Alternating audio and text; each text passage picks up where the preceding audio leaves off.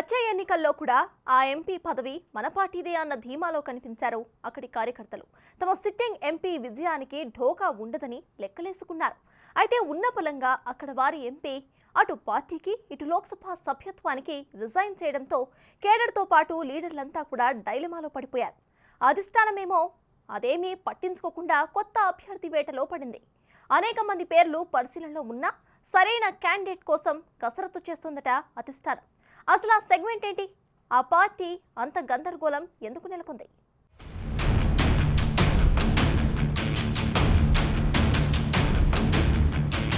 వైసీపీకి లోక్సభ సభ్యత్వానికి నరసరావుపేట ఎంపీ లావు కృష్ణదేవరాయలు రాజీనామా చేశారు. నరసరావుపేటలో కొత్తగా బీసీ అభ్యర్థిని పెట్టాలని వైసీపీ అధిష్టానం భావిస్తుండటంతో రాజకీయంగా కొంత అనిశ్చితి ఏర్పడిందంటూ ఆయన రిజైన్ చేశారు.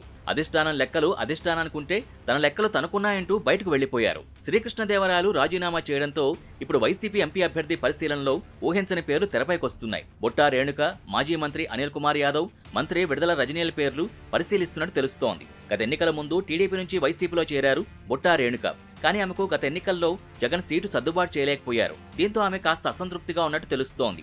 ఈసారి కూడా ఆమెకు తన సొంత ప్రాంతమైన రాయలసీమలో సీటు వచ్చే అవకాశం లేదట. దీంతో ఆమెను నరసరావుపేట బరిలో దించాలని జగన్ చూస్తున్నారట. స్థానికురాలు కాదు కాబట్టి జగన్ ప్రతిపాదనని ఆమె ఎంతవరకు స్వాగతిస్తారో తెలియదు.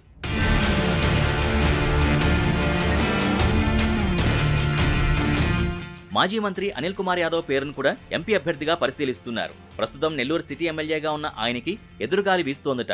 అందుకే ఆయన మీద సానుభూతితో జగన్ ఇక్కడ అవకాశం ఇవ్వాలని భావిస్తున్నారంటున్నారు. అయితే ఆయన నరసరావుపేటకి నాన్ లోకలే. మరోవైపు మంత్రి విడుదల రజనీని నరసరావుపేట అభ్యర్థిగా పోటీ చేయించే అవకాశాలు కనిపిస్తున్నాయంటున్నారు. చిలకలూరిపేట ఎమ్మెల్యేగా ఉన్న రజనీని ఈసారి ఆమె గెలవడం కష్టమని ఇప్పటికే షిఫ్ట్ చేసి గుంటూరు వెస్ట్ అసెంబ్లీ సెగ్మెంట్ ఇన్ఛార్జిని చేశారు జగన్. అక్కడ కూడా ఆమెకు వాతావరణం అనుకూలంగా కనిపించడం లేదట. దాంతో రజనీని నరసరావుపేట ఎంపీగా పోటీ చేస్తే బాగుంటుందని అధిష్టానం భావిస్తోందట. ఆమె ప్రాతినిధ్యం వహిస్తున్న చిలకలూరిపేట సెగ్మెంట్ నరసరావుపేట లోక్సభ నియోజకవర్గం పరిధిలోకే వస్తుంది. మరి చిలకలూరిపేటలోనే రజనీకి విజయావకాశాలు లేవని భావిస్తున్న వైసీపీ పెద్దలు ఆమె ఎంపీగా ఎలా నెగ్గుకొస్తారో అర్థం కాక అక్కడ వైసీపీ శ్రేణులు తలలు పట్టుకుంటున్నాయి.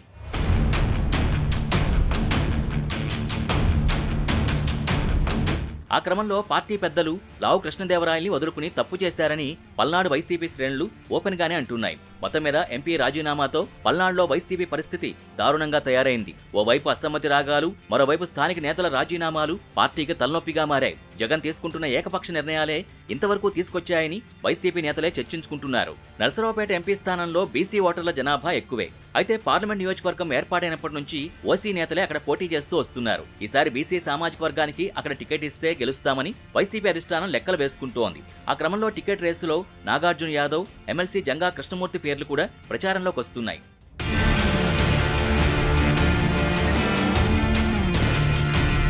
మరి అభ్యర్థి విషయంలో అన్ని ప్రత్యామ్నాయాలుంటే అధిష్టానం క్యాండిడేట్ని ప్రకటించకుండా ఎందుకు మీనమేషాలు లెక్కిస్తుందన్న చర్చ కార్యకర్తల్లో నడుస్తోంది. ప్రస్తుతం ఎంపీ లావు శ్రీకృష్ణదేవరాయలు వైసీపీని వీడారు. తాను పోటీ అంటూ చేస్తే నరసరావుపేట నుంచే పోటీ చేస్తానని కూడా ప్రకటించారు.